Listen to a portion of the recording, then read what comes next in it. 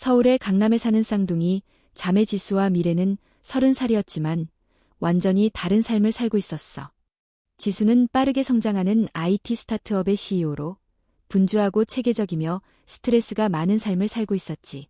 반면 미래는 프리랜서 예술가로 프로젝트 기반으로 일하며 자유롭지만 불안정한 삶을 살고 있었어. 지수의 회사는 강남역 근처 고층 빌딩에 있었고 매일 아침 정장을 입고 출근했어. 미래는 홍대 근처의 작은 스튜디오에서 작업하며 자유로운 옷차림으로 하루를 시작했지. 둘은 외모는 비슷했지만 라이프 스타일은 완전히 달랐어. 어느 토요일 저녁, 가족 모임에서 두 자매는 또다시 싸우게 됐어. 지수는 미래의 불안정한 생활 방식을 비판하면서 넌 언제까지 그렇게 책임감 없이 살 거야. 한 달 수입이 얼마나 되는지도 모르면서 라고 말했어. 미래는 즉시 반발했지. 적어도 나는 매일 아침 행복하게 일어나. 넌 지루한 일에 인생을 낭비하고 있어. 돈만 벌면 뭐해. 삶의 즐거움도 없는데. 그때 둘의 엄마가 한숨을 쉬며 끼어들었어. 너희 둘은 왜 항상 이렇게 싸우니? 서로의 삶을 이해하려고 노력해봐. 미래가 갑자기 웃으면서 제안했어. 좋아. 그럼 한 달 동안 역할을 바꿔볼까? 지수가 내 삶을 살고 내가 지수의 삶을 사는 거야. 그러면 누구의 삶이 더 나은지 알게 될 거야. 지수는 처음에는 그 아이디어를 비웃었지만 곧 도전으로 받아들였어. 좋아. 한 달. 그동안 내 회사를 망치지 않는다면 말이야. 다음 주 월요일, 그들의 실험이 시작됐어. 지수는 미래의 헐렁한 옷을 입고 홍대의 작은 스튜디오로 향했고, 미래는 지수의 정장을 입고 강남의 고층 빌딩으로 출근했지. 첫날은 둘 다에게 충격적이었어. 지수는 스케줄이 없는 세계에 압도됐어. 아침에 일어나서 무엇을 해야 할지, 얼마나 오래 작업해야 할지 지침이 없었지. 그녀는 미래의 스튜디오에 앉아 캔버스를 바라보며 무엇을 그려야 할지 몰라 당황했어. 어떻게 매일 이렇게 구조가 없이 살 수 있는 거지? 그녀는 자신에게 물었어. 한편 미래는 회의와 이메일, 전화통화의 끝없는 흐름에 압도됐어. 지수의 비서 유나가 그녀에게 의사결정을 기다리는 3가지 중요한 문제를 알려주었을 때 그녀는 거의 패닉 상태가 됐어. 사람들이 왜 이렇게 많은 결정을 나에게 맡기는 거지? 미래는 생각했어. 이건 너무 스트레스 받아. 첫 주는 둘 다에게 어려웠어. 지수는 예술적 영감을 찾기 위해 고군분투했고 미래는 복잡한 비즈니스 용어와 회사 정치를 이해하려고 했었지. 하지만 그들은 포기하지 않았어. 그들은 매일 밤 전화를 통해 하루를 정리하고 서로에게 조언을 구했어. 오늘 CTO가 새로운 제품 출시에 대해 물었는데 어떻게 대답해야 할지 몰랐어. 미래가 한숨을 쉬며 말했어. 지수는 웃으며 대답했어. 그냥 더 데이터를 검토해보겠다고 말하면 돼. 그게 항상 통해. 두 번째 주가 되자 그들은 서서히 적응하기 시작했어. 지수는 자신의 일정을 스스로 만들고 창의적인 프로젝트에 도전하는 자유를 즐기기 시작했지. 그녀는 오랫동안 묻혀있던 그림에 대한 열정을 되찾았어.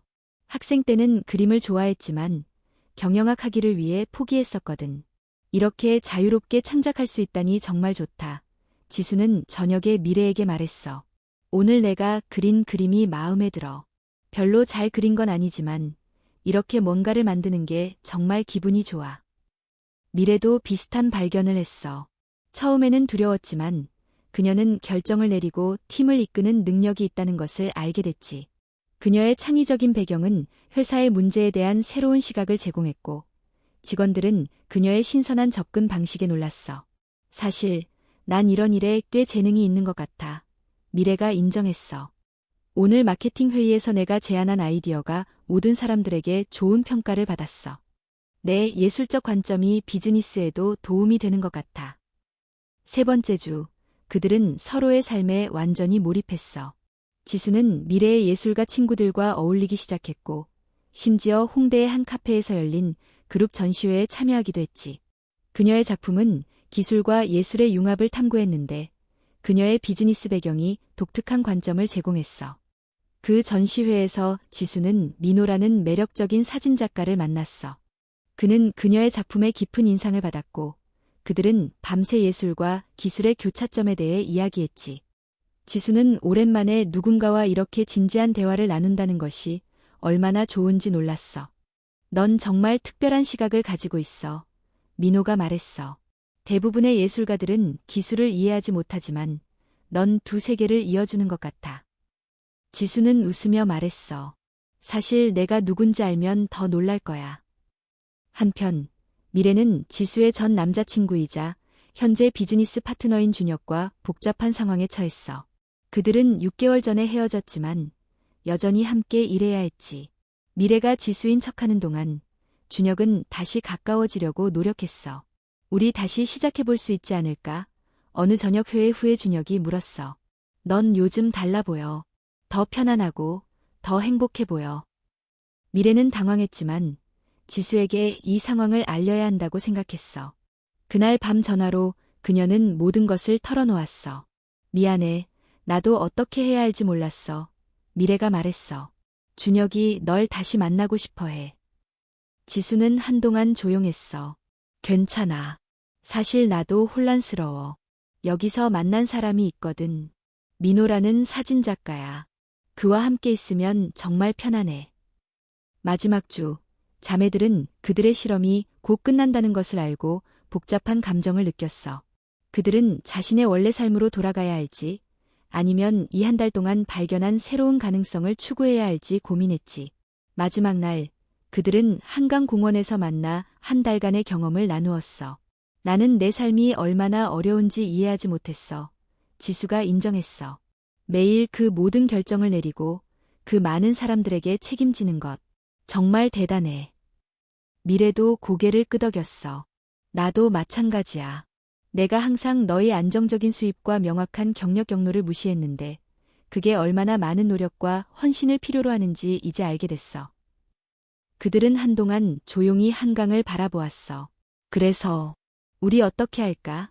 미래가 마침내 물었어. 지수는 미소를 지었어. 나는 CEO 자리로 돌아가고 싶어. 그건 여전히 내가 잘하는 일이야. 하지만 이제는 그림을 위한 시간도 만들고 싶어. 그리고 민호와도 계속 만나보고 싶고. 미래는 웃었어. 나는 프리랜서 생활이 좋아. 하지만 내 회사에서 일할 기회가 있다면 아마도 창의적인 디렉터 같은 역할로? 지수는 눈을 빛내며 말했어. 그거 정말 좋은 생각이야. 우리는 항상 좋은 창의적 리더가 필요했어. 그리고 넌 그 일에 완벽해. 그날 저녁, 그들은 부모님 집에서 저녁 식사를 하며 한 달간의 실험 결과를 발표했어. 그래서 누구의 삶이 더 나았어? 그들의 어머니가 궁금해했어. 자매들은 서로를 바라보고 웃었어. 둘 다. 그들이 동시에 대답했어. 우리는 각자의 삶에서 좋은 부분을 취하기로 했어. 다음 달, 지수는 여전히 CEO였지만 이제 매주 수요일 오후는 예술을 위한 시간으로 비워두었어. 그녀는 민호와 정기적으로 만나며 그의 도움으로 작은 전시회를 준비하고 있었지. 미래는 지수의 회사에서 창의 디렉터로 일하기 시작했어. 그녀의 예술적 감각과 새로운 비즈니스 기술의 조합은 회사에 신선한 에너지를 불어넣었고 직원들은 그녀의 리더십에 감탄했어. 준혁은 처음에는 혼란스러워했지만 결국 이 변화를 받아들였어.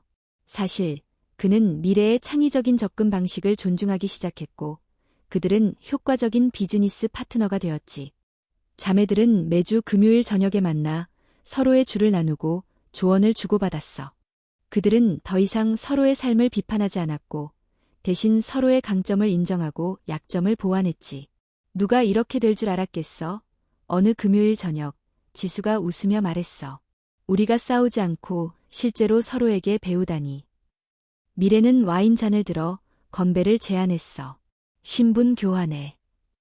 지수도 잔을 들어 올렸어. 아니, 자아 발견해. 그들은 웃으며 잔을 부딪혔고 둘 다 이 한 달의 실험이 그들의 삶을 영원히 바꿔놓았다는 것을 알았어.